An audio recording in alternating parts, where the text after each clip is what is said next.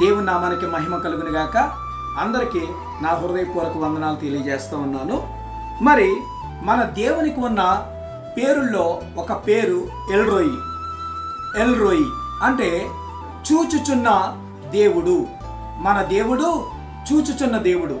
Bible గ్రంథంలో దేవుడు చేసిన కార్యాలను బట్టి, దేవుడు భక్తుల జీవితాల్లో చేసిన అద్భుతాలను బట్టి ఆయా భక్తులు దేవునికి ఆయా బిరుదులు ఇవ్వటం జరిగింది.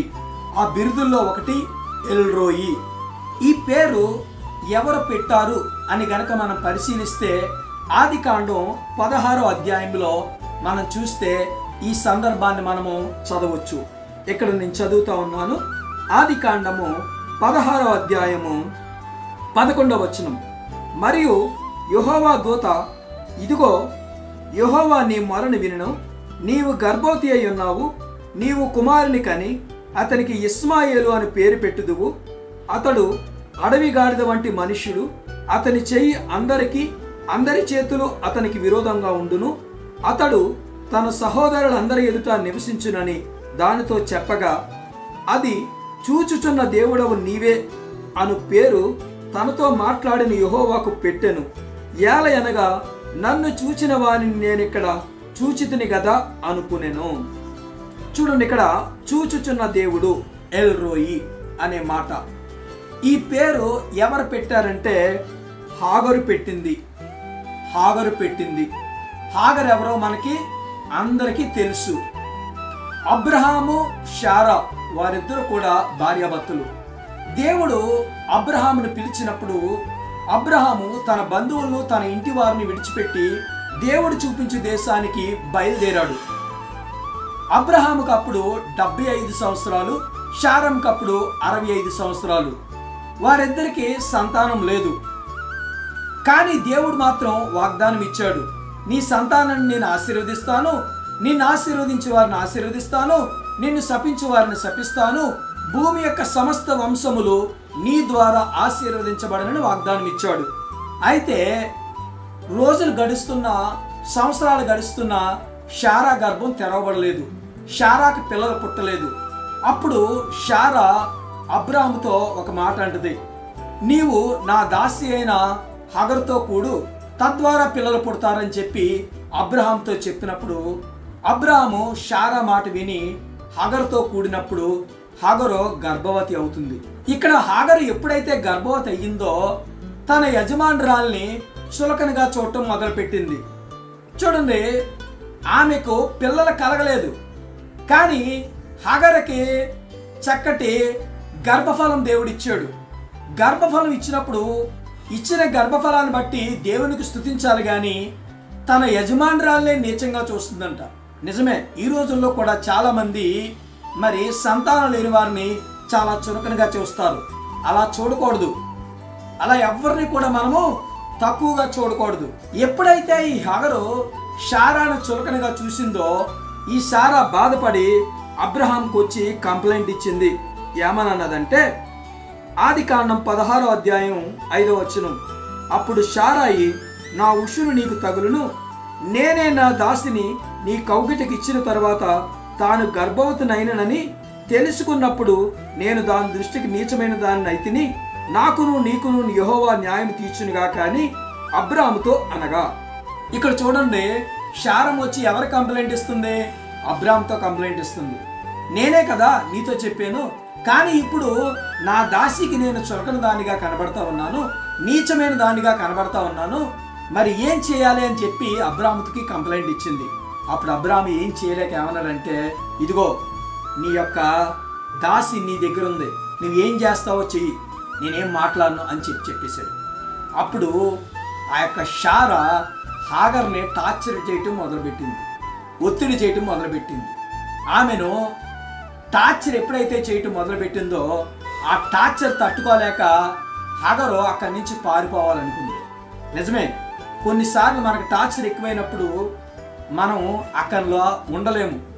ఆ బంధకాల్లో మనం ఎక్కువ కాలం ఉండలేము.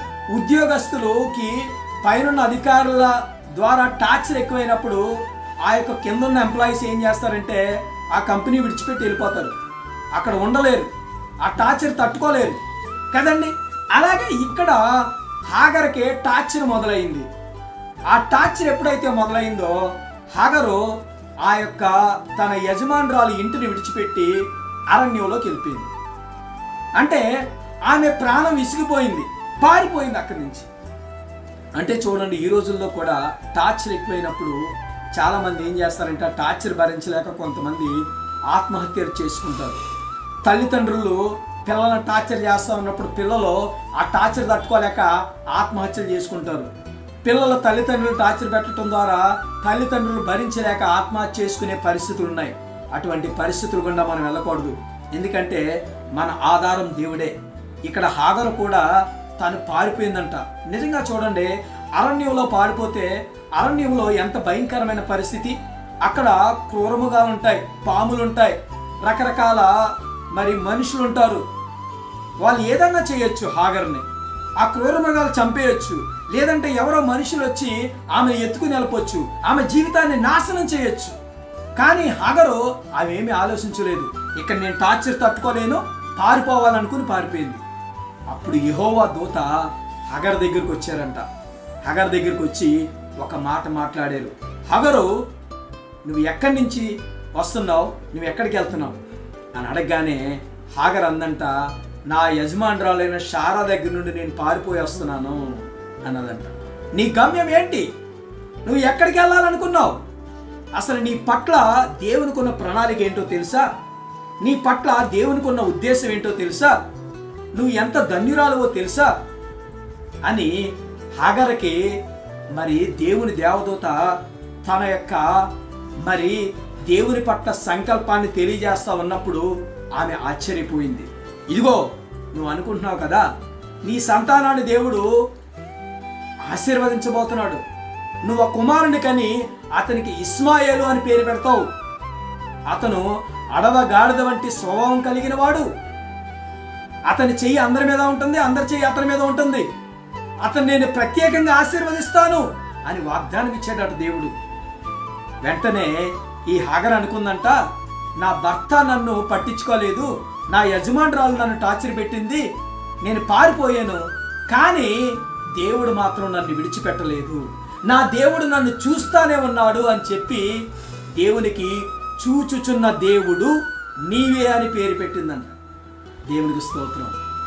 ఎంత అద్భుతమైన పేరండి.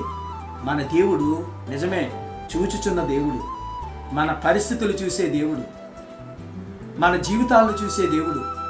మన దేవునికి మన హృదయంలో ఆలోచన పుట్టక మునిపే ఆయనకి తెలుసంట.